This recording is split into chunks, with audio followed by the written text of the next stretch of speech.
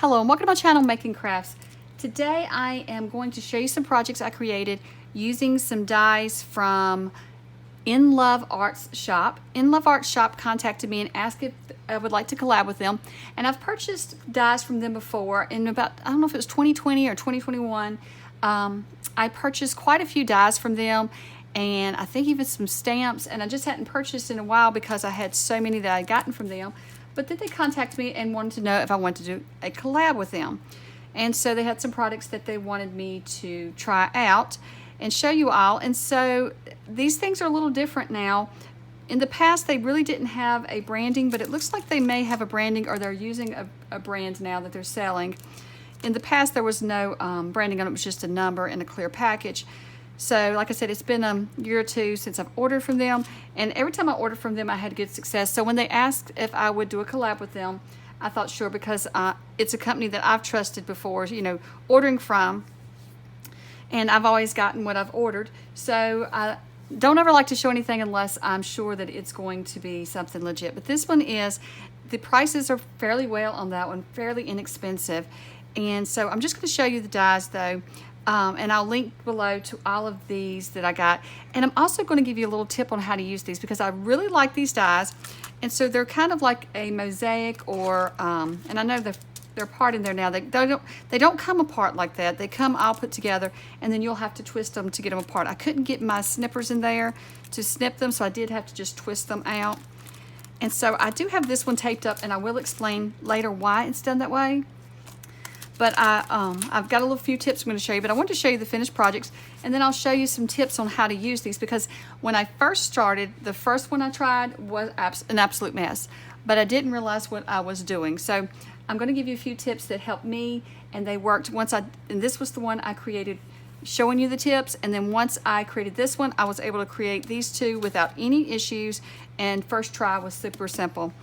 But there is some little tricks to this that you may want to try as well, because this one is a little off, and I learned some tips along the way when I was doing it, and I wanted to share them with you. But I created these for a file journal, and these are just going to be journaling tags for my file journal, and I loved all these colors, so that's why I created these. But I do want to try some more. Now that I've got the hang of it and got it figured out, I do want to make some more in like Christmas themes and other themes.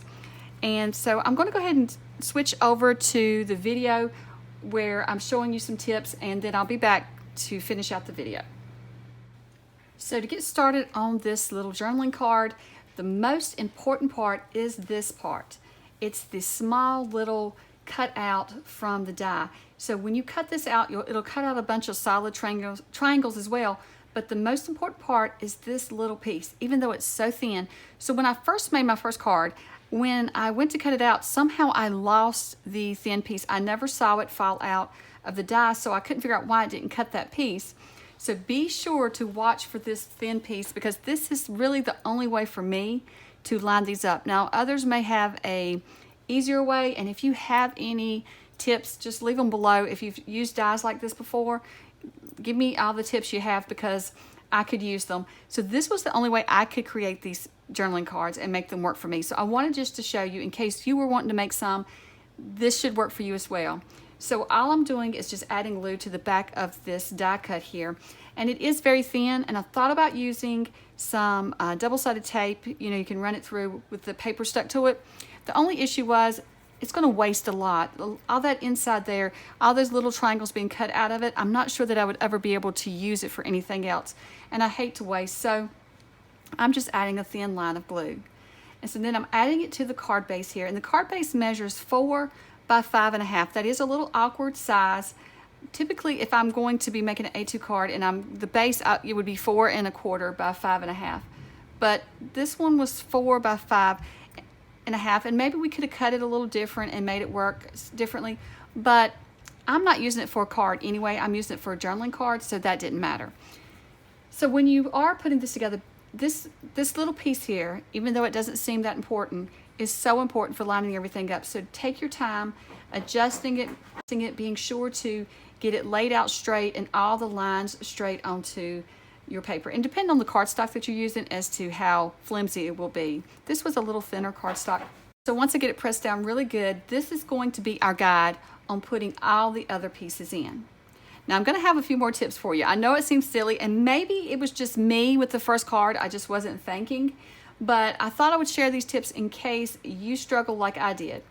So you do add the triangles in, and so I just cut all my triangles. I laid them to the side, and that's what I did. I didn't lay anything out. I will say you need to lay your triangles out because these are not interchangeable, maybe the word I should say. Even though they look like the same shape, they're not necessarily the same size. And so I find as I'm making this card that some of the little triangles, if you decided, I didn't pay attention, I just cut triangles out. I wasn't paying attention as far as where they were going to go. And so I really don't want two of the same pieces of paper on the same side or, in the same area. Like I want it to kind of be mixed up so it kind of looks like a quilt. So you do want to lay your dies out, and I'll show you in a few moments how I do that. After I made this one, I learned a lot, and so for the other two cards, it was super simple to put them together. It just took just a few minutes once I had all of this figured out. But for this one, I did interchange them some, and you can see that it's a little wonky in some of the spots. It's not terrible. I mean, it's still usable. I'm still going to use this journaling card because I still think it turned out pretty. It wasn't perfect edges all the way around. So I would recommend as you cut them to lay your dies out and lay your pieces out.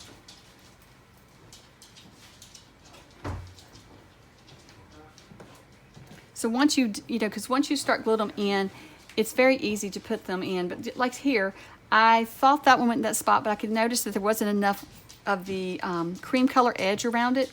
So I realized I put it in the wrong spot because they are not interchangeable, but it looks like they should be, but they're not.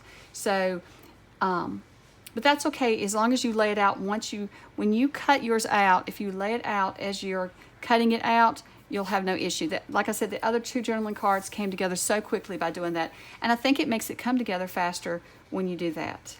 So here's my second tip that I was talking about. So when I lay them out, I want to be sure that I put them back on the card like they came so that each one of the dies fits evenly inside of its little cutout. So if it's too big for the cutout, it won't lay down in there, and you'll know that that doesn't go there. So if you have them laid out like this, when you go to cut your pieces and you keep everything laid out as you go, it does make it a lot simpler. And so the tip I wanted to add was, in order to put these back in their package and not have all these little pieces fall out, I'm just using some washi tape to hold them down. Now, if you have some magnetic sheets that you put your dies on, you won't need to do that, but I do not have magnetic sheets for all of my dies. So I'm just using a little bit of washi tape to hold it all together so that when I go back to recreate this again, it will be so much more simple. I can lay it out and I'll grab each die and know where it goes on the card, and I can cut out the right piece of paper.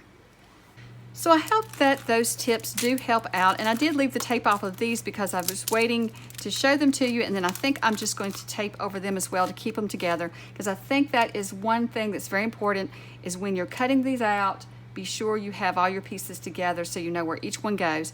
It helped, especially with this one, it helped me to realize what colors, what order the colors were going in, and that was very helpful. And then for this one, I did the same thing, and it helped me to realize what colors are going to be side by side, and it helped me to just do opposite on this one. So you can see on this one I just did the opposite of each other, the same paper, and then in the center I focused on the pumpkin. These would be great for card fronts, but the size is a little different than the cards that I make, the A2 size.